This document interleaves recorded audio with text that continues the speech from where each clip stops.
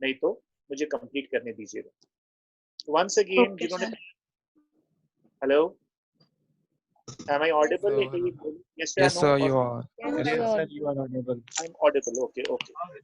Now, once again, students, पहली चीज जो मैं हमेशा कहता हूँ, सिलेबस आपके मोबाइल के अंदर फोटो होगी, उसको अंदर चेक कर लेना। एक बहुत इंपॉर्टेंट क्वेश्चन आपका आएगा एग्जाम में, और वो आएगा क्राउड साइकोलॉजी के ऊपर। क्राउड साइकोलॉजी कराते कराते बीच में सेशन शायद ओवर हो गया था, इसलिए मैं क्राउड साइकोलॉजी को 10 मिनट में रिपीट करके दोबारा से नॉर्मल साइकोलॉजी पर आ रहा हूँ। तो पहले क्राउड साइकोलॉजी की जो की डेफिनेशन मैंने जो आपको दी थी वो मैं रिपीट कर रहा हूँ। What exactly is the crowd psychology? What exactly is crowd behavior? It can be defined under three very important theories: the contagion theory, convergent theory, and emergent theory. Contagion theory जो मैंने आपको बताई थी, मैं repeat कर रहा हूँ, it is a theory which says जब तक गले में पट्टा है तब तक कुत्ता पालतू है, जैसे ही पट्टा निकल जाता है कुत्ता बेकाबू हो जाता है। घोड़े के ऊपर लगाम कसनी अत्याधिक आवश्यक है। Now speaking this in English, the entire contagion theory says that you need to control people through discipline. If you cannot control people through discipline, they become uncivilized. जैसे कि शादी ब्याहों में खाने की प्लेटों पे लोग खाते कम है, फेंकते ज्यादा है, क्योंकि वहां पर उनको एक फ्री हैंड दिया जाता है। पर यही अगर डिसिप्लिन से खाना खिलाया जाए तो it can serve more people. So contagion theory is the theory of discipline. Second theory जो मैंने यहाँ पे करवाई है वो है convergent theory. Convergent theory के अंदर मैंने आपको एक एग्जांपल दिया था, मैं शॉर्ट में दोबारा से रिपीट कर रहा हूँ, और वो एग्जांपल था you can break one stick easily, but if you take 4 or 5 sticks together, it is tough to break. Convergent theory is a theory of collective action. Convergent theory is a theory of mass thinking. उसके अंदर क्या होती है convergent theory? वो कहती है it is the theory of numbers. जब एक आदमी कुछ कहता है लोग उसको इग्नोर करते हैं, 10 आदमी बोलते हैं तो शायद 42 के 40 लोग, तो उसको एक मूवमेंट बना दिया जाता है, वो एक मूवमेंट बन जाती है। It's a very interesting philosophy when it comes to the third theory था, और वो थ्योरी थी emergent norm theory. Emergent comes from the English word emergence. Emergence का मतलब नई चीज का, नए पहलू का आना। अब जैसे कि इस वक्त हम जो कर रहे हैं that is a new experiment. हो सकता है कईयों को ये एक्सपेरिमेंट पसंद आए, कईयों को नहीं है। कुछ स्टूडेंट्स को लगे कि पढ़ाई हो रही है, कुछ स्टूडेंट्स को लगे कि नहीं हो रही है, but online classes is the new emergent norm. Emergent theory जो है वो किस चीज पे आर्ग्यू करती है? वो ये आर्ग्यू करती है कि मजबूरी समय की मांग है। It argues that people come together with specific expectations and social norms, but in the interaction that follows the development of the crowd. Once again, students, जो emergence theory है वो क्या है? वो ये है जब आप एक कन्वेंशनल चीज को चैलेंज करें। और दोस्तों बहुत इंटरेस्टिंग ये लाइफ की सच्चाई भी है, जब तक आप किसी कन्वेंशनल चीज, आज से 100 साल पहले क्या एक कन्वेंशन था कि अगर आदमी की डेथ हो जाए तो वाइफ को सती हो जाना चाहिए, पर आज वो चीज नहीं है। आज से 50 साल पहले सोसाइटी का क्या नॉर्म था? That if a woman is I would say divorced, she cannot have a life, but आज की डेट में remarriage is a very common option. Students, I am not here to talk about ethics or moralities, but today what is happening, the world has recognized a community called LGBT, and today they are even having baby, जोहर का father हो या किसी और, कई सारे और examples et cetera et cetera. So basically जो last theory है वो थ्योरी है प्रोग्रेशन की, change. So these are the 3 important theories of crowd behaviour. अब मैं इस टॉपिक को क्लोज करते हुए नेक्स्ट टॉपिक पर आता हूँ। मेरे ख्याल से ये टॉपिक हमने क्लास में शुरू कर दिया था, मुझे किसी स्टूडेंट ने भी बताया भी था, एबनॉर्मल साइकोलॉजी का। जिसके अंदर मैंने शायद शुरुआत की थी और उसके बाद अब 2-2.5 महीने या 3 महीने का ब्रेक आ गया है. So once again, I repeat and I start with a new topic, and the topic is abnormal science. The word abnormal in itself means when you do something which is not acceptable in the society. Society है क्या नहीं है, इसको कौन तय करेगा? जब बताएं, एक कंट्री है यूनाइटेड अरब, ये मैं कोई झूठ नहीं कह रहा, बिल्कुल सही. Woman is beheaded if she is driving a car alone, and I'm talking about the year 2020. Isn't that something abnormal? So what is normal and what is abnormal? पहले तो इस चीज को डिफाइन करना बड़ा इंपॉर्टेंट है, क्योंकि जिस चीज को मैं नॉर्मल समझता हूं उसको आप एबनॉर्मल कह सकते हैं, and vice versa. And this is the point.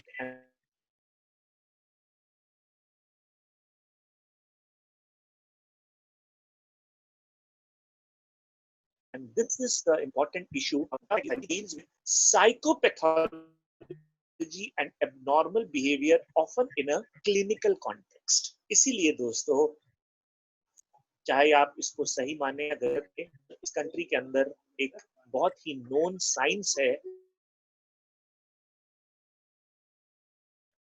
और उसके डॉक्टर्स भी आज की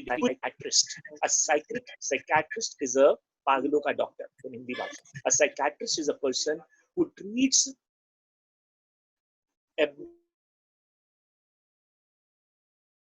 abnormalities. और ये आई वांट प्रशंसा हो गया है नई जनरेशन के साथ, और वो वर्ड है मूड स्विंग्स एंड डिप्रेशन. यार मैं बड़े दिनों से मोमोज नहीं खाया. क्या बात होगी, मैं काफी दिन से शॉप मॉल घर के अंदर रोज रोज बंद होके बैठना. I feel depressed. ये डिप्रेशन पे जिसे कहते हैं ना फैशन सा हो गया, बट डिप्रेशन की नॉर्मल साइकोलॉजी के अंदर डिफरेंट डिसऑर्डर. जैसे आप में से एक हमारा क्लास में मित्र हमेशा एक टांग को हिलाता रहता था, और आप में से एक हमारी I would say class student, मुझे नाम तो याद नहीं है, उसको बहुत ज्यादा प्यार था अपने बालों से, वो हमेशा अपने बालों में ही संवारती रहती थी. अब इसको एक हार्मलेस एक्सरसाइज कह सकते हैं, पर मेडिकल टर्म्स के अंदर even this is known as OCD, obsessive compulsive disorders. अभी आपने पढ़ा होगा कि डॉक्टर्स क्या कह रहे हैं during Covid times, don't touch your faces again and again and again. और आप में से कुछ लोगों का वीडियो मैं देख रहा हूँ जिनको कभी कभी वीडियो आ जाता है, you are touching your face again and again. Now I don't know whether that is also a thing called abnormal psychology or not. चलिए, खैर, please take your pens if you have got and write the 4 Ds of abnormal psychology. 4 Ds में से आज मैं आपको 2 Ds अच्छे से define करूंगा और आखिरी 2 Ds मैं आपको नेक्स्ट क्लास में कराऊंगा. The first D is known as deviance. The second D is known as dysfunction. The third D is known as distress. And the fourth D is danger. I repeat, deviance, dysfunction, distress, and danger are the 4 Ds of abnormal psychology. वो क्या था, एक film का dialogue था कि हमारे जीवन का तंबू इन्हीं 3 बम्बुओं पे खड़ा. उसी तरह एबनॉर्मल साइकोलॉजी का तंबू इन 4 बम्बुओं पे खड़ा है, जिनका नाम है deviance, dysfunction, distress, and danger. Students, once again, the first D, deviance. DEVIANCE. It is pronounced as deviance. किसी भी accepted rule को तोड़ना is deviance. अब आप लोग अगर मेरे साथ क्लास में होते हैं तो मैं इस टॉपिक के ऊपर आपको एक बड़ा इंटरेस्टिंग एग्जांपल्स, एक लाइव डेमोन्स्ट्रेशन करके दिखाता, पर क्योंकि हम ऑनलाइन हैं इसलिए मैं कोशिश करता हूं आपको समझाने की. डिवियंस का मतलब, What is the first meal of the day? बड़ा बेकार सा क्वेश्चन है. Sir, the first meal of the day is known as either bed tea or coffee or breakfast. Am I right or wrong?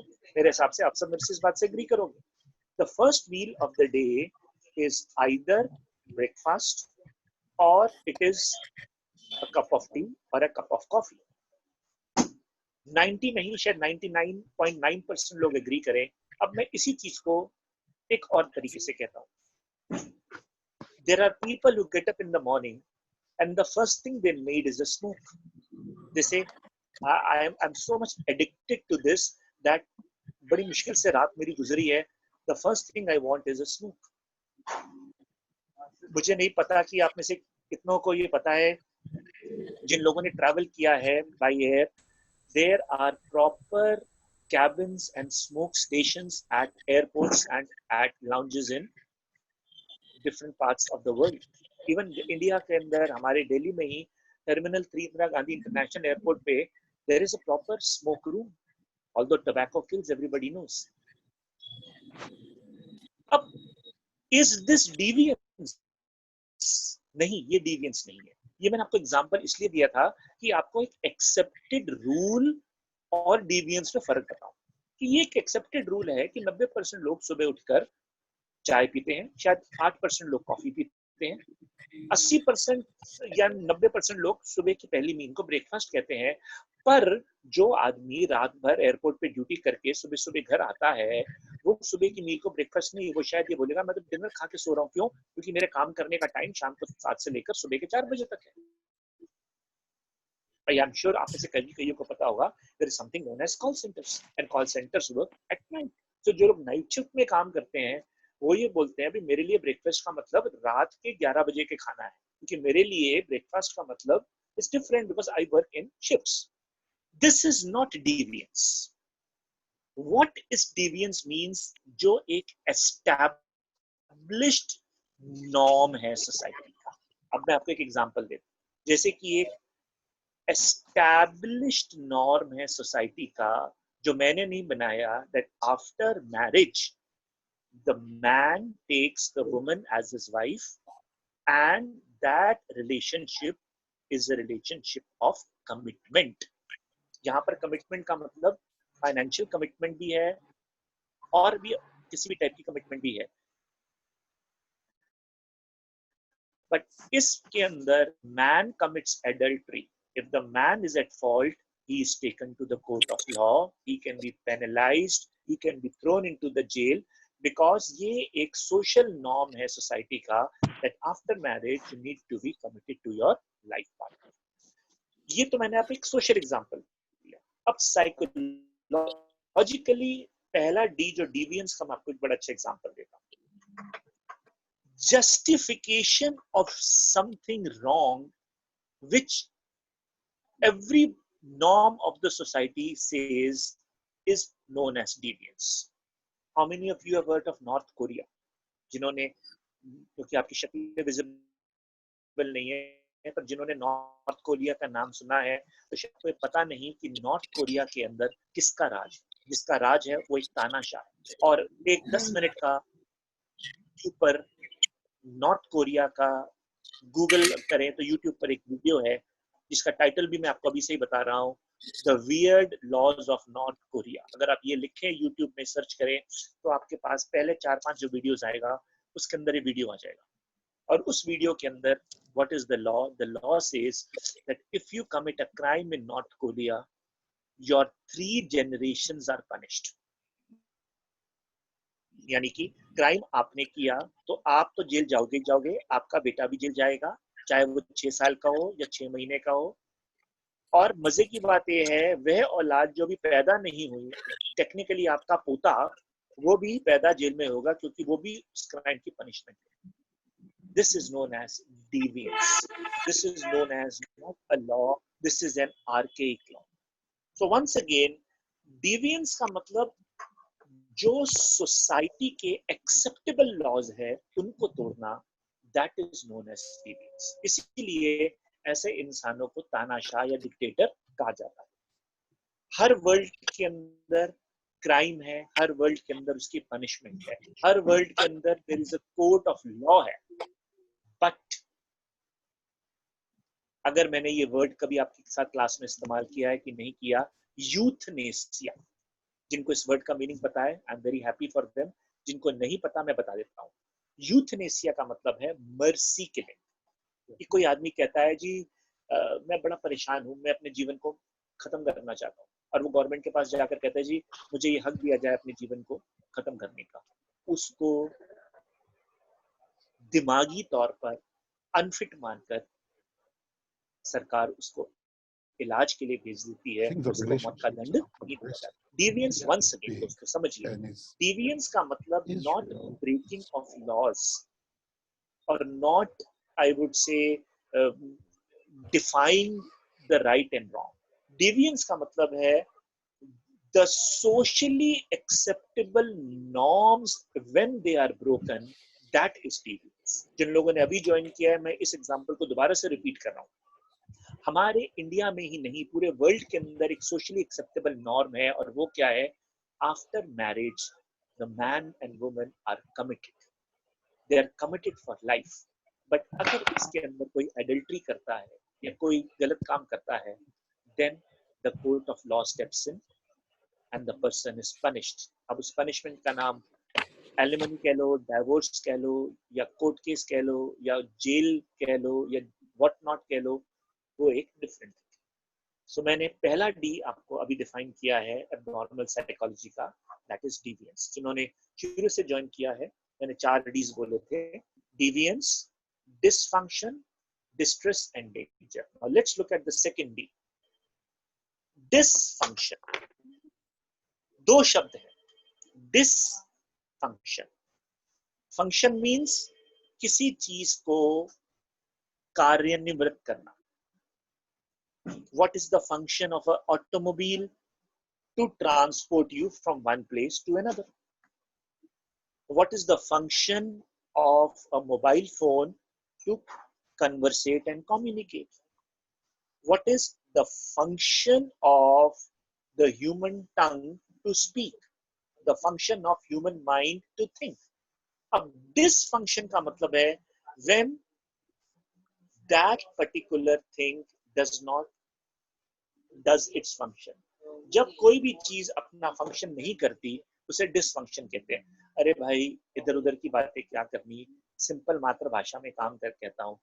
नलके में पानी नहीं आ रहा, नलके का क्या फायदा? जब नलके में पानी नहीं आ रहा, या तो वाटर की सप्लाई नहीं है या नलका खराब है, तो नलका इज नॉट फंक्शन। उसी तरह ह्यूमन की बॉडी के अंदर if certain parts are not functioning, what do we call them? We call them ailments, we call them diseases। बहुत ज्यादा स्टमक में दर्द हो रहा है, डॉक्टर के पास जाता हूँ, डॉक्टर कहता है आपके स्टमक के अंदर आपके पैनक्रियास जूसेस नहीं बना रहे। उसके लिए एक स्पेशलिस्ट डॉक्टर है, वो उसको ट्रीट करता है। कल को दवाई खाता हूँ, हो सकता है पैनक्रियास जूसेस दोबारा बनाए,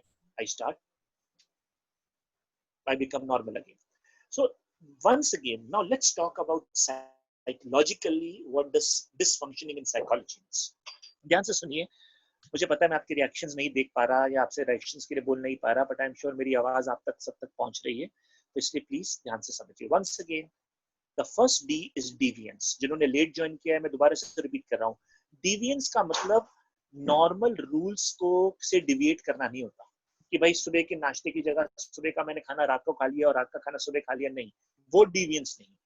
साइकोलॉजी में डिवियंस का मतलब है जो एक एक्सेप्टेबल लॉ है उसको सोशल लॉ से हटकर जाना, that is deviance.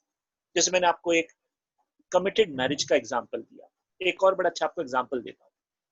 There is a law, बहुत सिंपल सा लॉ है, that on certain areas of highways you can not cross a speed limit. उस स्पीड लिमिट में आप गाड़ी चलाओ, कोई दिक्कत नहीं, पर जैसे आप उस स्पीड लिमिट को तोड़ते हो आपको पेनल्टी देनी पड़ती है, because you have broken the law. और तो और वो क्या कहते हैं कि even there is a law in the European country of a limit of the number of alcoholic drinks you can have before driving a car। There is even a blood test or an alcoholic test है, वो बातें कभी हो। So psychology के अंदर deviance का मतलब है when you are challenging the accepted laws of the society. Second D पे मैं अभी थोड़ा सा आपको इलैबोरेट कर रहा था, जिन्होंने लेट ज्वाइन किया उनके लिए मैंने अभी फर्स्ट डी को दोबारा से डिफाइन किया, deviance. Second D, now let's start with the second D, dysfunctional. This means against, disobey, disturb, disregard, disrespect. Dysfunction means when the work that has been done is not being performed. भाई जबान का काम है बोलना, अगर जबान के ऊपर उबलती हुई चाय गिर जाए या कुछ जल जाए, वो नहीं बोल सकती, तो उसको क्या करते हो? ट्रीटमेंट ही तो करते हो, सीधी सी बात. So dysfunction means when the work which is needs to be done appropriately by the particular person or the mindset is not being done. Students, I don't know, अभी मैंने आपको फर्स्ट सेशन में example दिया था, दोबारा से वो example दे रहा हूँ. In the chain of command in the Indian Armed Services, there is something known as court martial. Court martial होता क्या है? कोर्ट मार्शल का सीधा सा मतलब है कि आर्मी के कोर्ट सरकारी कोर्ट की तरह काम नहीं करते.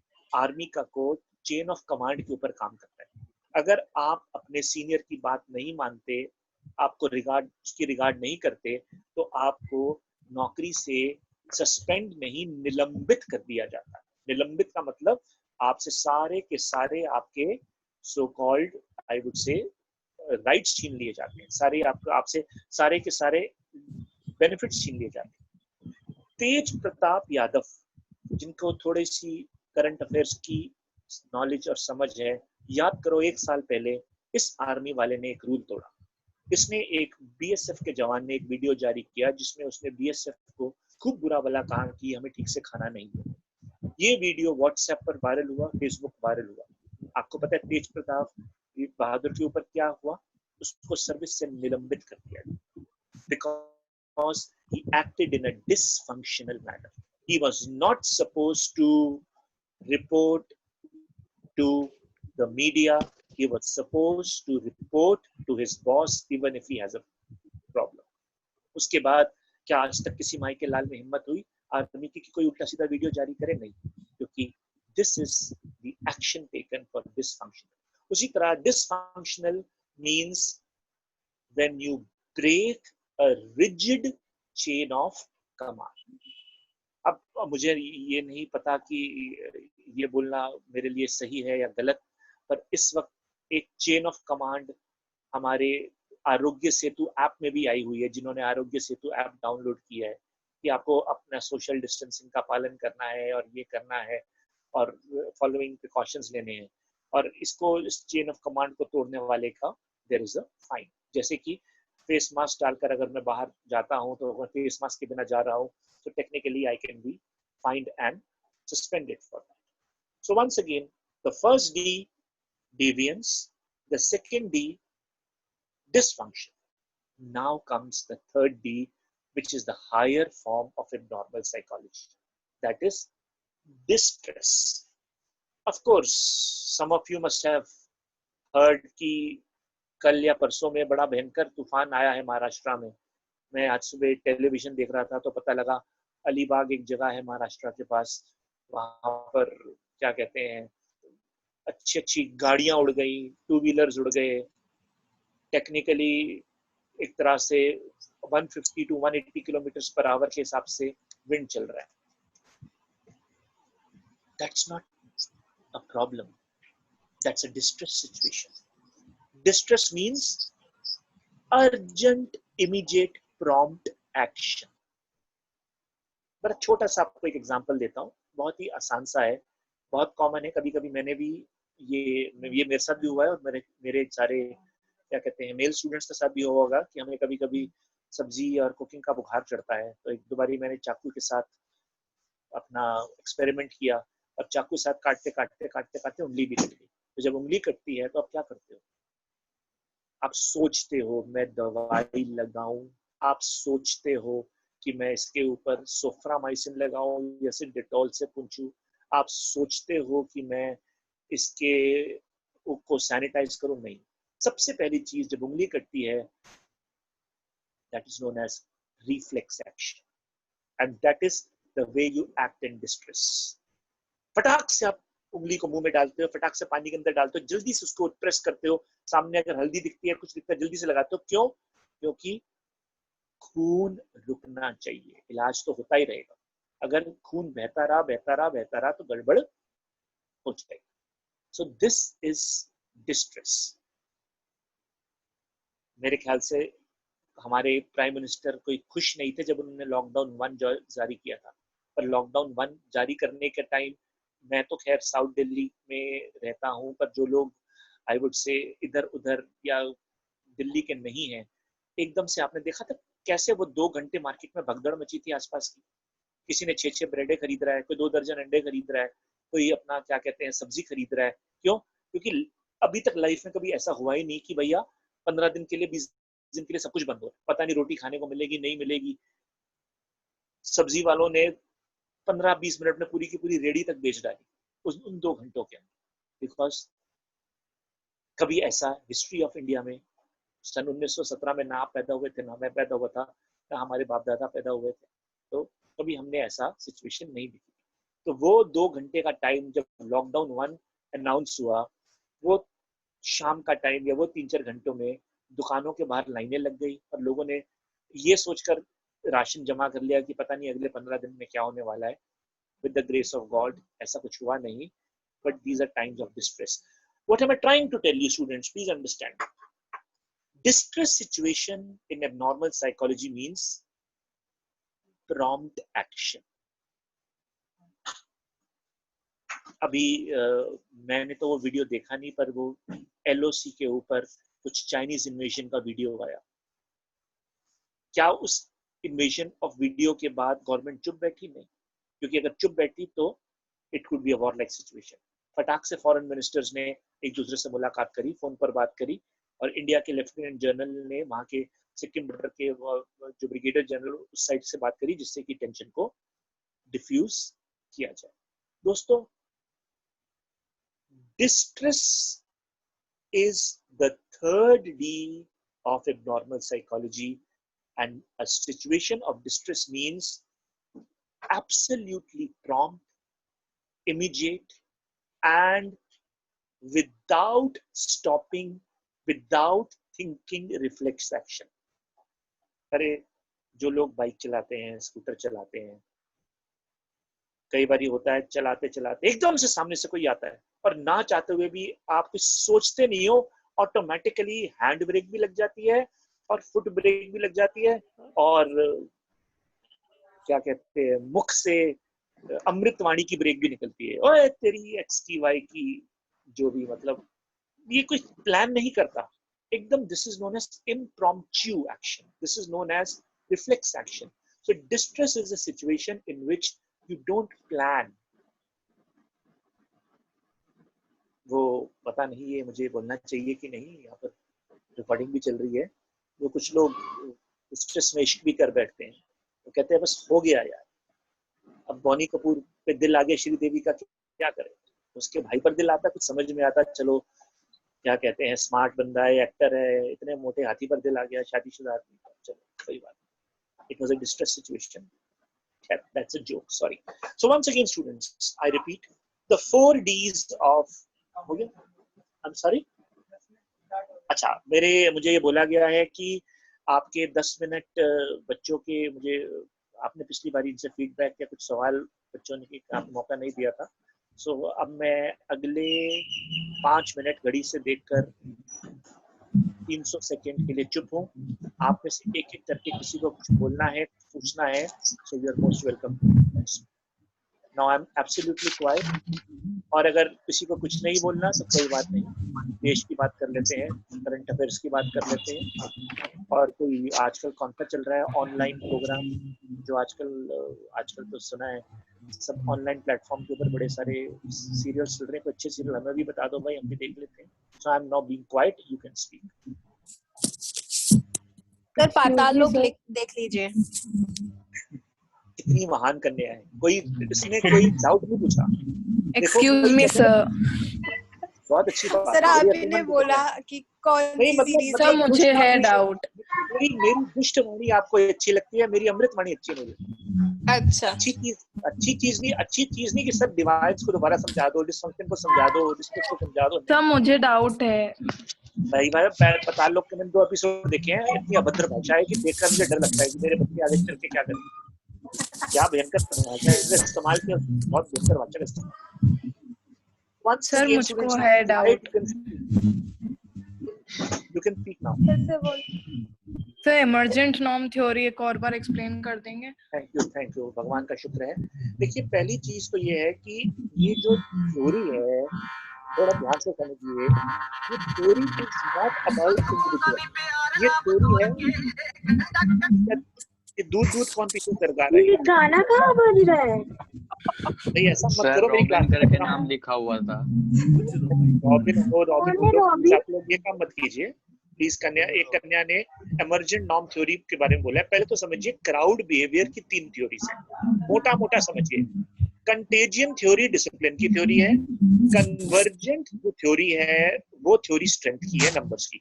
अब इमर्जेंट नॉर्म थ्योरी एक आप में से स्टूडेंट ने पूछा है। तो इमर्जेंट नॉर्म थ्योरी का मतलब, देखिए पहले तो इमर्जेंट वर्ड को आप कॉमन इंग्लिश लिटरेचर के सेंस से समझिए। इमर्जेंट मींस कुछ नया। रोज राजमा चावल खाओगे, नहीं खा सकते। 5वें दिन के बाद कुछ नया खाने का मन करता है। रोज सेम ड्रेस डाल सकते हो, चाहे घर पे ही बैठे हो, नहीं डाल सकते। कुछ नया करने का मन करता है। इमर्जेंट नॉर्म की थ्योरी है, वो ये कहती है when something new comes up, the crowd behavior can build and take it to new heights. जैसे मैंने आपको केजरीवाल के एग्जांपल दिए। He was nothing but a social activist running an NGO by the name of परिवर्तन। मैंने अपनी इन आंखों से, आपको लगेगा शायद सर झूठ बोल रहे हैं, पर मैंने अपनी इन आंखों से एट जंतर मंतर दिल्ली पुलिस के हवलदारों को, केजरीवाल को घसीटते हुए अपनी आंखों से देखा। क्योंकि मेरे एक फ्रेंड मुझे जबरदस्ती ले गया था, मैं जाता नहीं ऐसे रैलीज में, और उसने मुझे ले गया था। उस बेचारे को ये नहीं पता था कि कल को ये मुख्यमंत्री बन जाएगा। लोगों को ये नहीं पता था। सो इमर्जेंट नॉर्म थ्योरी है, वो थ्योरी है when something new comes up, और जब क्राउड उसको पकड़ता है तो वो क्राउड वो लहर बन जाती है। अब जैसे I give you this stupid example, momos has become a national dish of India. Sometimes till a few years back there was a different issue when it came to even teaching methodology. जब हम पढ़ते थे तो पढ़ाया जाता था एक चौक से और एक so called I would say duster वाले बोर्ड से, पर धीरे धीरे एलईडी कॉन्सेप्ट आया, OHP आए, प्रोजेक्टर्स आए, लैपटॉप्स आए, स्मार्ट क्लासेस। और हाँ, अब मुझे पता नहीं आप में से कितने लोग इसको स्मार्ट ले रहे हो या बैकग्राउंड में क्या कर रहे हो, आपकी शक्लें तो दिख नहीं रही हैं, पर अब ये this is an emergent norm theory. So emergent norm theory means when expectations and social norms take a new dimension. Expectation and social norm take a new dimension. अब जैसे आपको शायद बुरा लगेगा, पर मैं आपको एक चीज बताता हूँ। जब मैं अपने कॉलेज में था तो ये वर्ड बहुत बुरा माना जाता था, यार, और यार क्या हाल है। और आज की डेट के अंदर अपनी डॉटर कहती है, मम्मी यार जरा ये बना दो खाने को यार। तो एक वर्ड, सिर्फ एक वर्ड की डेफिनेशन बदल गई कि आज की डेट में मैं भी कहता हूँ छोड़ यार कुछ और बना, क्योंकि द वर्ड यार has a very different, very bad meaning. It means your paramour, your illegal lover, if you look at it from the point of view of perspective of India. So एक word में ही एक emergent norm theory का मैंने आपको example दे दिया. उसी तरह emergent norm theory के अंदर अब हम इसको क्राउड की साइकोलॉजी से समझते हैं कि चलो भाई अब आई एम पंजाबी और हमारे एक कल्चर में एक क्या कल्चर है कि शादी ब्याहों का मतलब कीर्तन करना. अब कीर्तन करना आप लोग जानते हो मैं किसकी बात कर रहा हूँ. तो जब तक कीर्तन सर्व नहीं करोगे मैरिजेस के अंदर तो वो marriages are not set to be. So today it is a very cool thing to serve alcohol. Although this was not considered very good till few years back. People used to hide and drink. Today it's like यार क्या शादी की है, शराब की नहरें नदियां बह रही थी भाई साहब, ये तरीका हो गया. So emergent norm theory means when you challenge expected and specific social norms. I hope अब इससे बेटर मैं समझा नहीं पाऊंगा. तो emergent norm theory मैंने कर दिया. अब बहुत बहुत मेहरबानी जिसको भी समझना था. तो अब बालिकाओं आखिरी 5 मिनट है. पाताल लोग को छोड़कर कोई और सवाल करना हो तो I will be very grateful. Sir आप हमें नोट्स प्रोवाइड करेंगे? क्यों नहीं करूंगा, मैं इस दुनिया में पैदा किस लिए हुआ हूँ?